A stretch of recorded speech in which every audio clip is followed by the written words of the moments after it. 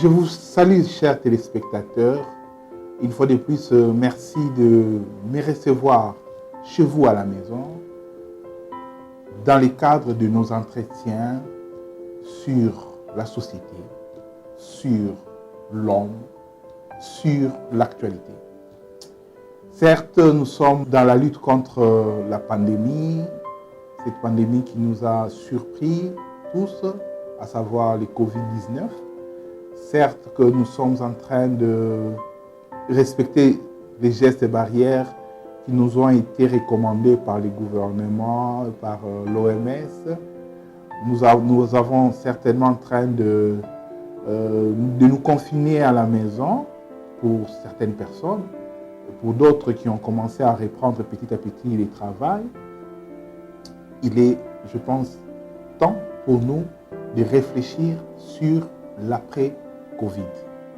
Ce virus que nous appelons coronavirus a surpris tout le monde. L'après-Covid ne va pas nous surprendre parce que nous avons maintenant le temps de nous apprêter, de nous préparer à affronter l'après-virus. Si la lutte ou le combat contre les virus nous a été imposé, mais l'après-virus, l'après-Covid, ne nous sera pas imposé, sera préparé par chacun de la manière dont tu le voudras. S'il est vrai que nos gouvernements n'ont pas été préparés, tous les gouvernements du monde pratiquement, n'ont pas été préparés à une telle pandémie, à ces désastres humanitaires, nos gouvernements ne peuvent pas nous dire qu'ils n'ont pas le temps de se préparer à affronter l'après-Covid. Sous notre cieux, plusieurs initiatives ont été mises en place par le pouvoir public pour soutenir les entrepreneurs, pour soutenir les petites et moyennes entreprises, pour soutenir les grandes industries, pour soutenir les petites industries, bref, pour soutenir l'économie. Faut-il que nous, Congolais, nous puissions nous comparer à ceux des autres pays pour espérer avoir les mêmes avantages? Nous disons non, parce que nous ne pouvons pas nous permettre de rêver de la même manière. Nos économies ne sont pas sur la même longueur d'onde. Nos économies sont différentes. Autrement dit, la gestion économique de la France n'est pas celle de la RDC. Alors, ça, nous parlons de ce qui revient à l'État. Mais nous ne voulons pas, dans le cadre de nos entretiens habituels, nous contenter de réfléchir en lieu et place du gouvernement. Il a des institutions qui sont chargées de cette tâche.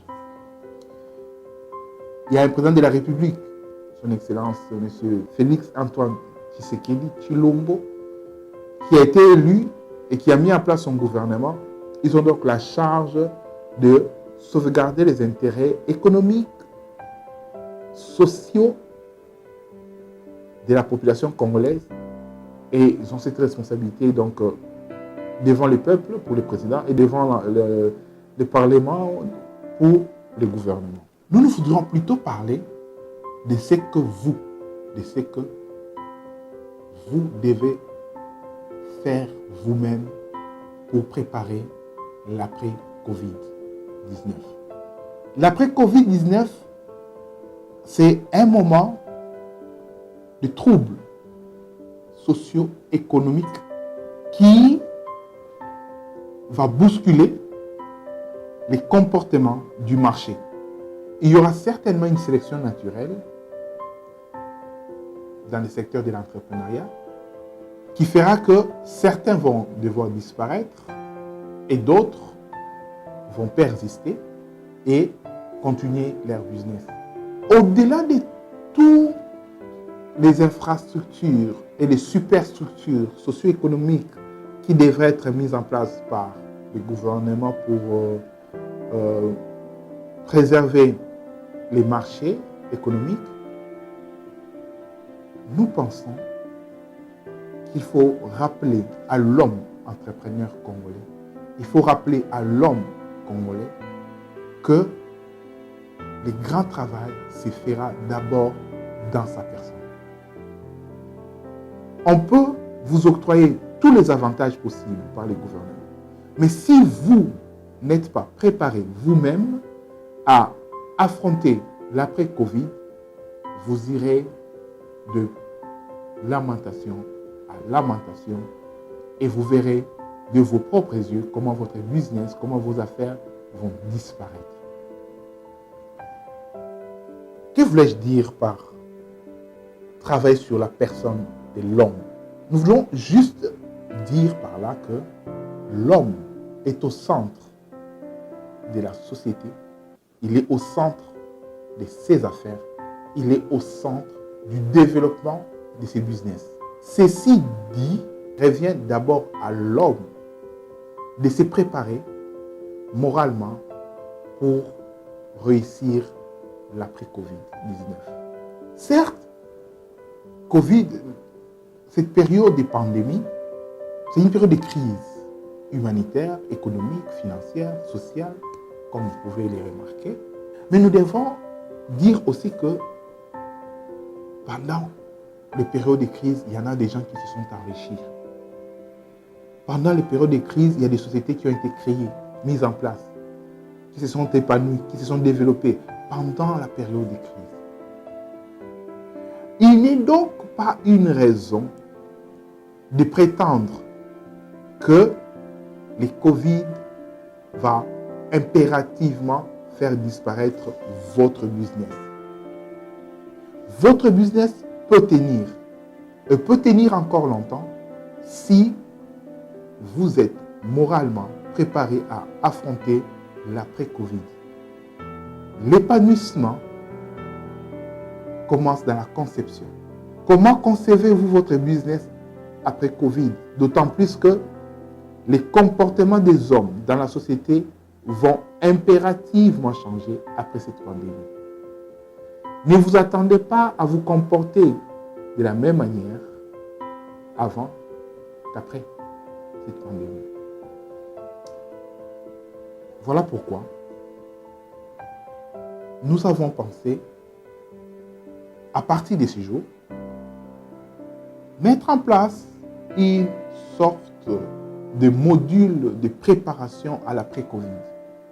Nous reviendrons régulièrement pour préparer l'homme, le mental de l'homme congolais à affronter l'après-Covid. Parce que cette situation a mis tout le monde en interrogatoire permanent. C'est-à-dire que même ceux auprès de qui nous attendons des financements, que nous appelons les bailleurs de fonds, sont dans une situation difficile qui ne leur permettra peut-être plus d'apporter des fonds dont nous avons eu à bénéficier dans le passé. Donc, chaque pays doit apprendre à s'autosuffire pour son développement, au moins pour les 5 ou les 10 prochaines années.